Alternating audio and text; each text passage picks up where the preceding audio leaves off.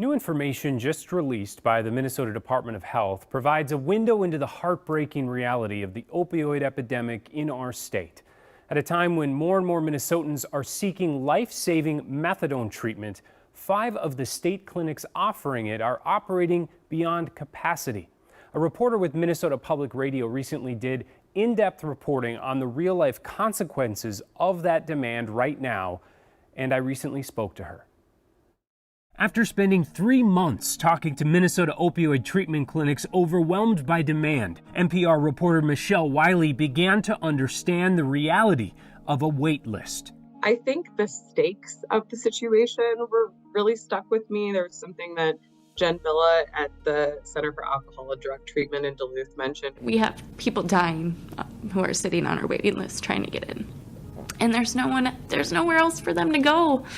That's not within 2 hours of here. That was a really hard thing to think about, and just highlighting like how important this issue is and what it means when you can't get into treatment. Michelle spent time at the ClearPath Clinic, which is the only one offering methadone treatment anywhere in the Duluth area. And according to MDH, it's currently operating beyond 100% capacity. And it's not much better across all 16 Minnesota clinics, with total capacity nearing 96%.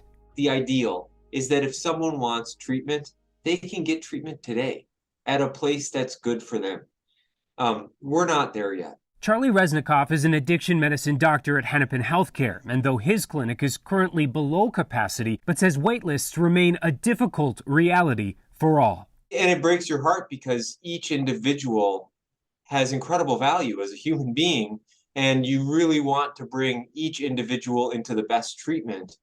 But when you're at capacity, then you're left with a very challenging situation, because it doesn't do any good if we burn out in 6 months and then everybody resigns, and then now we're treating even less people. And according to an annual MDH survey of the healthcare workforce, that burnout concern is not just hypothetical. We're seeing more alcohol and drug counselors say that they plan to leave.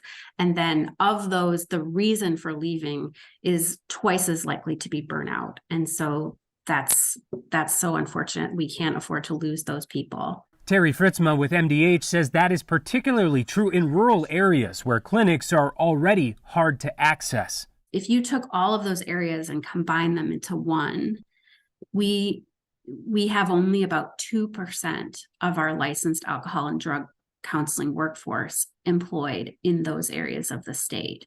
And there's just such demand in those areas. In order to address the demand, the Minnesota legislature recently approved college loan forgiveness for addiction counselors, and DHS is also looking for ways to cut the amount of paperwork they face. Meanwhile, Charlie is working to combat stigmas. I would say 70% of my day is dealing with success. And so what I do is I meet with a patient who is successfully in recovery. It is so affirming and wonderful. It helps you then go to the 30% or 25% of patients who are still actively struggling, still actively using drugs. But you can always see that there's hope. Hope that Michelle witnessed firsthand.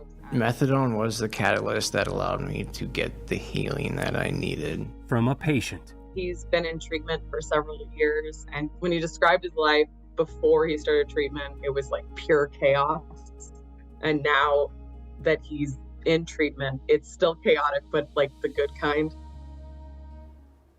If you'd like to read or listen to Michelle's full report on this issue, and it is worth your time, you'll find a link to it along with our story on KARE11.com later tonight.